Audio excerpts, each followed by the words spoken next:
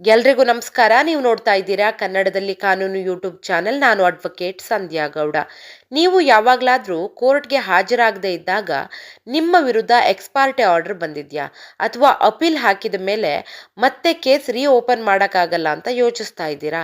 ಹಾಗಾದರೆ ಮೊನ್ನೆ ತಾನೇ ಬಂದಿರುವ ಅಂದರೆ ಏಪ್ರಿಲ್ 1, 2026ರ ಸುಪ್ರೀಂ ಕೋರ್ಟ್ನ ಮಹತ್ವದ ತೀರ್ಪಿನ ಬಗ್ಗೆ ತಿಳಿದುಕೊಳ್ಳಲೇಬೇಕು. ಈ ವಿಡಿಯೋದಲ್ಲಿ ನಾವು ತಿಳಿದುಕೊಳ್ಳೋದು ಎಕ್ಸ್ಪಾರ್ಟೆ ಡಿಕ್ರಿ ಅಂದ್ರೇನು, ಅಪೀಲ್ ಮತ್ತು ಆರ್ಡರ್ 9 ರೂಲ್ 13 ನಡುವಿನ ವ್ಯತ್ಯಾಸ ಏನು, ಸುಪ್ರೀಂ ಕೋರ್ಟ್ ಏನು ಹೇಳಿದೆ, ಸುಪ್ರೀಂ ಕೋರ್ಟ್ನ ಈ ಪ್ರಕರಣದ ಹಿನ್ನೆಲೆ ಏನು, ಈ ತೀರ್ಪು ನಿಮಗೆ ಹೇಗೆ ಉಪಯೋಗವಾಗಬಹುದು, ಎಲ್ಲವನ್ನ ಕೂಡ ನೋಡ್ತಾ ಹೋಗೋಣ. ವಿಡಿಯೋ ನೋಡೋದಕ್ಕೂ ಮೊದಲು ಸಬ್ಸ್ಕ್ರೈಬ್ ಮಾಡಿಕೊಂಡು ವಿಡಿಯೋನ ನೋಡಿ ಅಂತ ಹೇಳ್ತಾ ವಿಷಯನ ಸ್ಟಾರ್ಟ್ ಮಾಡ್ತಾ ಇದ್ದೀನಿ. ಮೊದಲು ಬೇಸಿಕ್ ಕಾನ್ಸೆಪ್ಟನ್ನು ಅರ್ಥ ಮಾಡ್ಕೊಳ್ಳೋಣ. ಎಕ್ಸ್ಪಾರ್ಟೆ ಡಿಕ್ರಿ ಅಂದರೆ ಏನು ಅನ್ನೋದನ್ನು ನೋಡ್ತಾ ಹೋಗೋಣ. ಒಬ್ಬ ಪಾರ್ಟಿ ಕೋರ್ಟ್ಗೆ ಹಾಜರಾಗದೇ ಇದ್ದಾಗ ಇನ್ನೊಬ್ಬ ಪಾರ್ಟಿ ಹೇಳಿದ ಆಧಾರದಲ್ಲಿ ಕೋರ್ಟು ತೀರ್ಪನ್ನು ನೀಡೋದು. ಉದಾಹರಣೆಗೆ, ನಿಮ್ಮ ವಿರುದ್ಧ ಕೇಸ್ ಇದೆ, ನೀವು ಯಾವುದೋ ಒಂದು ರೀಸನ್ಗೆ ಕೋರ್ಟ್ಗೆ ಹಾಜರಾಗಿರಲ್ಲ. ಅದರಿಂದ ಕೋರ್ಟು ಎದುರಾಳಿ ಹೇಳಿದ ಎವಿಡೆನ್ಸ್ ಮೇಲೆ ತೀರ್ಪನ್ನು ಕೊಟ್ಟಿರುತ್ತೆ. ಇದನ್ನೇ ಎಕ್ಸ್ಪಾರ್ಟೆ ಡಿಕ್ರಿ ಅಂತ ಕರೀತಾರೆ. ಆದರೆ ಪ್ರಶ್ನೆ ಏನು ಅಂದರೆ, ನೀವು ಎಕ್ಸ್ಪಾರ್ಟೆ ಡಿಕ್ರಿಯ ವಿರುದ್ಧ ಏನು ಮಾಡ್ಬೋದು, ಅದನ್ನು ಚಾಲೆಂಜ್ ಮಾಡೋಕ್ಕಾಗತ್ತಾ? ಈ ಸಿಚುವೇಶನ್ನಲ್ಲಿ ನಿಮಗೆ 2 ಆಪ್ಷನ್ ಇದ್ದಾವೆ. ಒಂದು, ಅಪೀಲ್ ಹೋಗುವಂಥದ್ದು, ಅಂದರೆ ಹೈಯರ್ ಕೋರ್ಟ್ಗೆ ಅಪೀಲ್ ಹೋಗುವಂಥದ್ದು. ಸೆಕ್ಷನ್ 96 CPC ಕೆಳಗೆ ನೀವು ಡೈರೆಕ್ಟ್ ಅಪೀಲ್ ಹಾಕ್ಬೋದು. ಇದು ಹೈಯರ್ ಕೋರ್ಟ್ನಲ್ಲಿ ಹಾಕುವಂಥದ್ದು. ಇಲ್ಲಿ ಕೋರ್ಟ್ ಚೆಕ್ ಮಾಡುವಂಥದ್ದು ಲೋವರ್ ಕೋರ್ಟ್ ಜಡ್ಜ್ಮೆಂಟ್ ಸರಿಯಾಗಿದೆಯಾ ಅಥವಾ ತಪ್ಪಾಗಿದೆಯಾ. ಇದು ಮೆರಿಟ್ಸ್ ಮೇಲೆ ಬೇಸ್ಡ್ ಆಗಿರುತ್ತೆ. ಎರಡನೇ ಆಪ್ಷನ್ ಅಂದರೆ ಆರ್ಡರ್ 9 ರೂಲ್ 13 CPC ಅಪ್ಲಿಕೇಶನ್. ಇದು ಅದೇ ಕೋರ್ಟ್ನಲ್ಲಿ ಹಾಕೋದು, ಅಂದರೆ ಅದೇ ಕೋರ್ಟ್ನಲ್ಲಿ ಹಾಕುವಂತಹ ಅಪ್ಲಿಕೇಶನ್. ಅಂದರೆ ಎಕ್ಸ್ಪಾರ್ಟೆ ಡಿಕ್ರಿ ಯಾವ ಕೋರ್ಟ್ನಲ್ಲಿ ಬಂದಿರುತ್ತೋ ಅದೇ ಕೋರ್ಟ್ನಲ್ಲಿ ಹಾಕುವಂಥದ್ದು. ನೀವಲ್ಲಿ ಹೇಳಬೇಕು, ನಾನು ಕೋರ್ಟ್ಗೆ ಯಾಕೆ ಬರಲಿಲ್ಲ, ನನ್ನ ಬಳಿ ವ್ಯಾಲಿಡ್ ರೀಸನ್ ಇದೆ. ಉದಾಹರಣೆಗೆ, ನಿಮಗೆ ನೋಟಿಸ್ ಸಿಗಲಿಲ್ಲ ಅಂತನೋ, ಅಥವಾ ಯಾವುದೋ ಒಂದು ಹೆಲ್ತ್ ಇಶ್ಯೂ ಇಂದ, ಇಲ್ನೆಸ್ ಇರ್ಬೋದು, ಅಥವಾ ಅನ್ಅವಾಯ್ಡಬಲ್ ಸರ್ಕಮ್ಟೆನ್ಸಸ್ ಇರ್ಬೋದು. ಕೋರ್ಟ್ಗೆ ಇವೆಲ್ಲ ನೀವು ಕೊಡುವಂತಹ ಒಂದು ವ್ಯಾಲಿಡ್ ರೀಸನ್ಗಳು ಕೋರ್ಟ್ಗೆ ಸ್ಯಾಟಿಸ್ಫೈಡ್ ಆದರೆ ಎಕ್ಸ್ಪಾರ್ಟಿ ಡಿಕ್ರಿ ಕ್ಯಾನ್ಸಲ್ ಆಗುತ್ತೆ. ಮುಖ್ಯವಾಗಿ ಇದು ಮೆರಿಟ್ಸ್ ಮೇಲೆ ಅಲ್ಲ, ಆಬ್ಸೆನ್ಸ್ ಮೇಲೆ, ಅಂದರೆ ನೀವು ಯಾಕೆ ಆಬ್ಸೆಂಟ್ ಇದ್ರಿ ಅನ್ನೋದ್ರ ಬಗ್ಗೆ. ಸುಪ್ರೀಂ ಕೋರ್ಟ್ ತೀರ್ಪು ಏನು ಹೇಳುತ್ತೆ ಅಂದರೆ, ಈಗ ಮೇನ್ ಪಾಯಿಂಟ್ಗೆ ಬರೋಣ.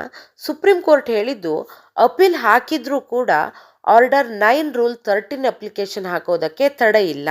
ಅಂದರೆ ಅಪೀಲ್ ಡಿಸ್ಮಿಸ್ ಆಯಿತು ಅಂದರೂ ಕೂಡ ನೀವು ಮತ್ತೆ ಆರ್ಡರ್ 9 ರೂಲ್ 13 ಅಡಿ ಹೋಗ್ಬೋದು. ಯಾಕೆ ಅಂತಂದರೆ ಎರಡರ ಸ್ಕೋಪ್ ಕೂಡ ಬೇರೆ ಬೇರೆ. ಅಪೀಲ್ ಅಂದರೆ ಹೈಯರ್ ಕೋರ್ಟ್ಗೆ ನೀವು ಏನು ಅಪೀಲ್ ಹೋಗಿರ್ತೀರಾ, ಆ ಜಜ್ಮೆಂಟು ಕೆಳಗಿನ ಕೋರ್ಟಲ್ಲಿ ಏನು ಜಜ್ಮೆಂಟ್ ಕೊಟ್ಟಿರುತ್ತೋ ಆ ಜಜ್ಮೆಂಟು ಸರಿಯಾಗಿದೆಯಾ ಅಥವಾ ತಪ್ಪಾಗಿದೆಯಾ ಅನ್ನೋದ್ರ ಬಗ್ಗೆ ನಡೆಯುತ್ತೆ.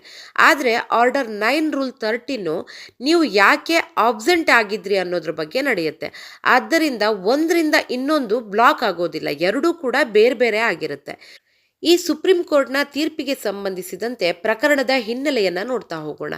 ಒಬ್ಬ ವ್ಯಕ್ತಿ ಮರಣ ಹೊಂದಿದ ನಂತರ ಅವರ ಮಕ್ಕಳು, ಅಂದರೆ ಮೊದಲನೇ ಹೆಂಡತಿಯ ಮಕ್ಕಳು ಕೋರ್ಟ್ಗೆ ಹೋಗಿ ಸಕ್ಸೆಷನ್ ಸರ್ಟಿಫಿಕೇಟನ್ನು ಪಡೆದುಕೊಳ್ತಾರೆ. ಆದರೆ ಅವರು ಎರಡನೇ ಹೆಂಡತಿ ಮತ್ತು ಮೈನರ್ ಮಗನ ಬಗ್ಗೆ ಮಾಹಿತಿಯನ್ನು ಮರೆಮಾಚಿದ್ರು. ಕೋರ್ಟ್ ಕೇಸು ಎಕ್ಸ್ಪಾರ್ಟೆ ಆಗಿ ನಡೆಯಿತು.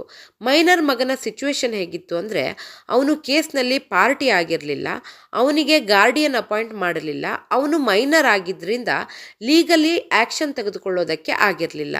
ನಂತರ ಅವನು ಮೇಜರ್ ಆದಮೇಲೆ ತನ್ನ ತಾಯಿ ಜೊತೆಗೂಡಿ ಆರ್ಡರ್ 9 ರೂಲ್ 13 ಅಡಿ ಕೇಸನ್ನು ಹಾಕ್ತಾನೆ. ಆದರೆ ಲೋವರ್ ಕೋರ್ಟ್ ಹೇಳಿದ್ದು, ನೀವು ಆಲ್ರೆಡಿ ಅಪೀಲ್ ಹಾಕಿದ್ದೀರಾ, ಆದ್ದರಿಂದ ಈ ಅಪ್ಲಿಕೇಶನ್ ಮೇಂಟೈನ್ ಆಗಲ್ಲ ಅಂಥೇಳಿ ಅಪ್ಲಿಕೇಶನನ್ನು ರಿಜೆಕ್ಟ್ ಮಾಡುತ್ತೆ. ಆದರೆ ಸುಪ್ರೀಂ ಕೋರ್ಟ್ ಈ ಮಾತನ್ನು ಸಂಪೂರ್ಣವಾಗಿ ತಳ್ಳಿ ಹಾಕ್ತು. ಸುಪ್ರೀಂ ಕೋರ್ಟ್ ಹೇಳಿದ್ದು, ಮೈನರ್ನಿಂದ ಆ್ಯಕ್ಷನ್ ನಿರೀಕ್ಷಿಸೋದು ತಪ್ಪಾಗತ್ತೆ, ಅವನನ್ನು ಪಾರ್ಟಿ ಮಾಡದೆ ಆರ್ಡರ್ ಕೊಟ್ಟಿದ್ದು ಇಲ್ಲೀಗಲ್ಲು.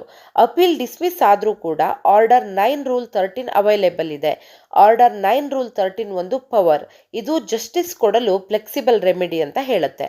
ಕೊನೆಗೆ ಕೋರ್ಟ್ ಏನು ಮಾಡ್ತು ಅಂದರೆ ಸುಪ್ರೀಂ ಕೋರ್ಟ್ ಏನು ಮಾಡ್ತು ಅಂದರೆ ಎಕ್ಸ್ಪಾರ್ಟಿ ಸಕ್ಸೆಷನ್ ಸರ್ಟಿಫಿಕೇಟನ್ನು ಕ್ಯಾನ್ಸಲ್ ಮಾಡ್ತು. ಕೇಸನ್ನು ಮತ್ತೆ ಫ್ರೆಶ್ ಆಗಿ ಹಿಯರಿಂಗ್ಗೆ ಕಳಿಸ್ಕೊಡ್ತು. 1 ವರ್ಷದೊಳಗೆ ಡಿಸ್ಪೋಸ್ ಮಾಡೋದಕ್ಕೆ ಆರ್ಡರನ್ನು ಕೊಡ್ತು. ಸೊ ನೋಡಿದ್ರಲ್ಲ, ನೀವು ಎಕ್ಸ್ಪಾರ್ಟೆ ಡಿಕ್ರಿಯನ್ನು ಎದುರಿಸ್ತಾ ಇದ್ದರೆ ಅಪೀಲ್ ಮಾತ್ರ ಆಪ್ಷನ್ ಅಲ್ಲ. ಆರ್ಡರ್ 9 ರೂಲ್ 13 ಕೂಡ ಪವರ್ಫುಲ್ ರೆಮಿಡಿ ಆಗಿರುತ್ತೆ.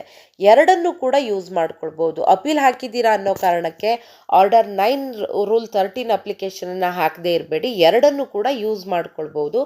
ವಿಶೇಷವಾಗಿ ನಿಮಗೆ ನೋಟಿಸ್ ಸಿಗದೇ ಇದ್ದರೆ ಅಥವಾ ನೀವು ಕೋರ್ಟ್ಗೆ ಹಾಜರಾಗದೇ ಇರೋದಕ್ಕೆ ವ್ಯಾಲಿಡ್ ರೀಸನ್ ಇದ್ದಾಗ, ಅಂದರೆ ಜೆನ್ಯೂನ್ ರೀಸನ್ ಇದ್ದಾಗ ನೀವು ಕೇಸನ್ನು ರೀಓಪನ್ ಮಾಡಿಸ್ಕೊಳ್ಬೋದು. ಅಂದರೆ ಕೇಸನ್ನು ಏನು ಅದೇ ಕೋರ್ಟ್ನಲ್ಲಿ ಎಕ್ಸ್ಪಾರ್ಟೆ ಆರ್ಡರ್ ಏನು ಬಂದಿರುತ್ತೆ, ಎಕ್ಸ್ಪಾರ್ಟೆ ಡಿಗ್ರಿ ಆಗಿರುವಂತಹ ಕೋರ್ಟ್ನಲ್ಲೇ ಆರ್ಡರ್ 9 ರೂಲ್ 13 ಹಾಕ್ಕೊಂಡು ಕೇಸು ರೀಓಪನ್ ಆಗೋ ಥರ ಮಾಡ್ಬೋದು. ಈ ಸುಪ್ರೀಂ ಕೋರ್ಟ್ನ ತೀರ್ಪು ನಿಮಗೆಲ್ಲ ಅರ್ಥ ಆಗಿದೆ ಅನ್ಕೋತೀನಿ.